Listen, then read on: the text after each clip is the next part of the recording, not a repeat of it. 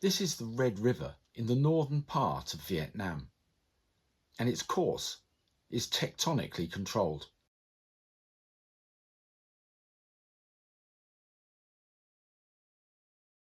East and Southeast Asia are some of the most tectonically active parts of the planet, and major faults cross the continents.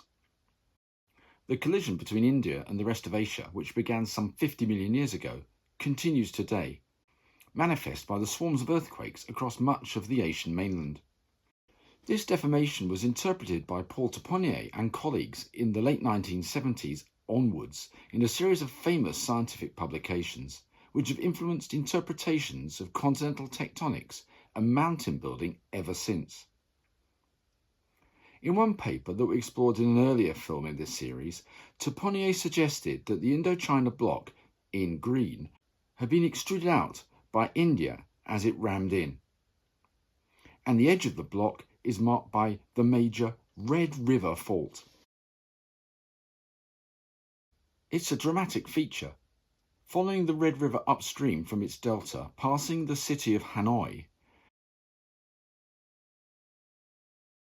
the brown-red colour is caused by all the silt and mud it carries.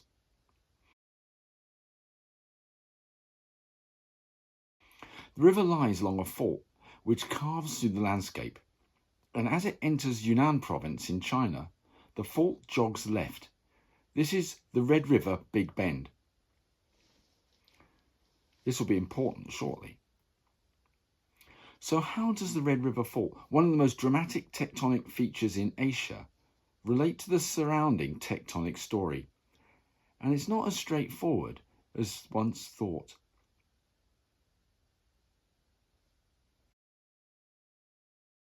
The early ideas linked Asia's faults into a single story where India's northward drive forced away Asian crust in fault-bounded blocks. The Red River Fault plays a central role, and so it's seen a lot of geological study in recent decades.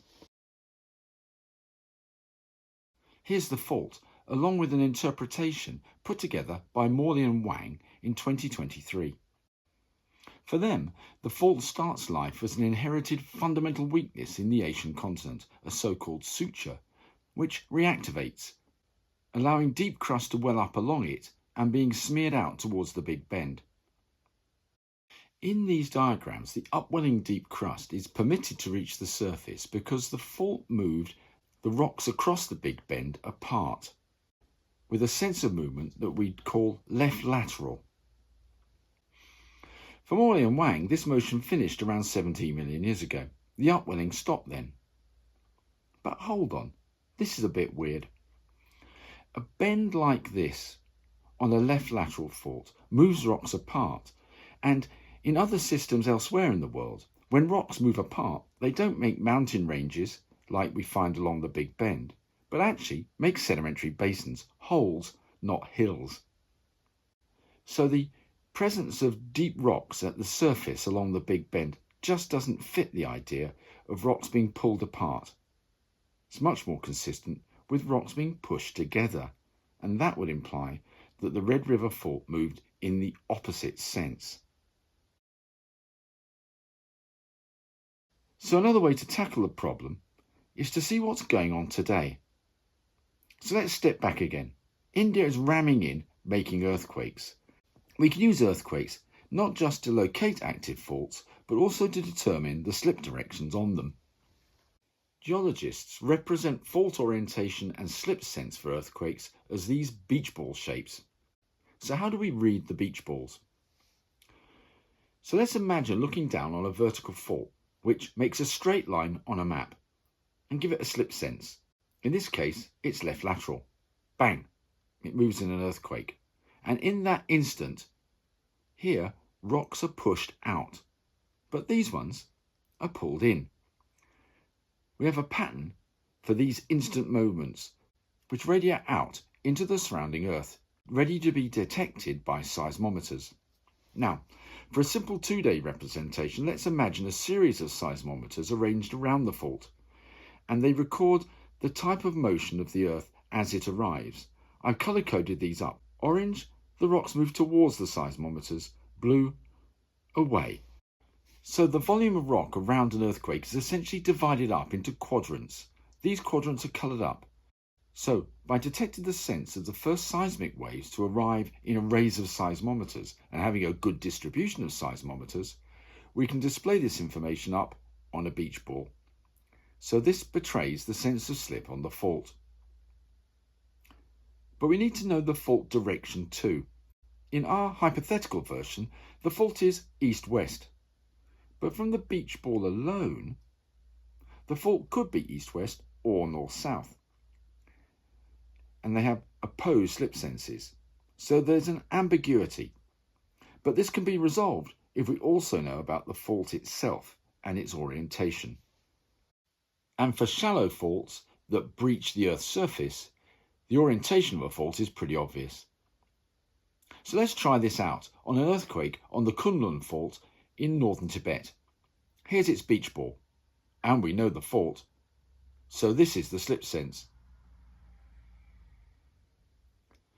The main part of Tibet has moved eastwards compared with the ground to the north, and this slip sense matches the idea of tectonic for extruding blocks. The model and reality match, so we're looking good. But what about the Red River fault? If Indochina is moving like this, then the Red River fault must move like this. That's left lateral. So let's have a look. In 2021, the Yunnan earthquake produced this beach ball. We know the fault, so this is the sense of movement. Whoops! Nature doesn't fit the prediction.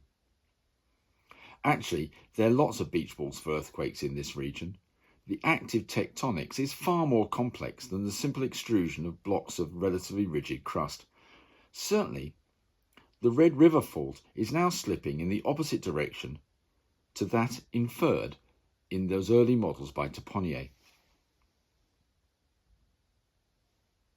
It's not at all clear that it ever moved left lateral. All the evidence in the modern world says it moves right lateral, at least on land. The Red River fault might make a scar in the landscape, but it's not alone. What else might we use to detect active tectonics? Well, comparing GPS surveys taken in different years or decades, we can also get a picture. These arrows show the movement relative to a stable Eurasia, and they show a sweeping pattern, a spin rotation, which isn't especially disrupted by the Red River fault. So perhaps in the modern world, the Red River fault is no more important than the dozens of other faults in this part of the world. All this demonstrates the importance of tying in lots of different types of information, and that even the most prominent features of the landscape need not be especially active today. Tectonic processes from many million years ago leave long-lived scars. So let's finish up and use earthquakes to see what's actually happening now. These are the major plate boundaries, and the squeezing of Asian crust in Tibet is creeping eastwards, just not as dramatically as perhaps it was once thought, at least for Indochina. And so continental collision involves tectonics in 3 dimensions. Extrusion, but seemingly not involving all of Southeast Asia, at least in the past several million years. Nevertheless, extrusion, or escape tectonics as it's sometimes known, is now a widely accepted process, even though the predictions made by tectonic and his colleagues perhaps don't stand up in East Asia. Indeed, he changed his mind about the Red River fault in later works. The ideas, though, still remain influential and have been applied in other collision belts. Perhaps the tectonic evolution of Asia as India collides and rams in is governed more by complexity and features inherited within the Asian continent from before that collision. So next time, we'll need to look at the assembly of Asia, a geological story that will stretch back hundreds of millions of years.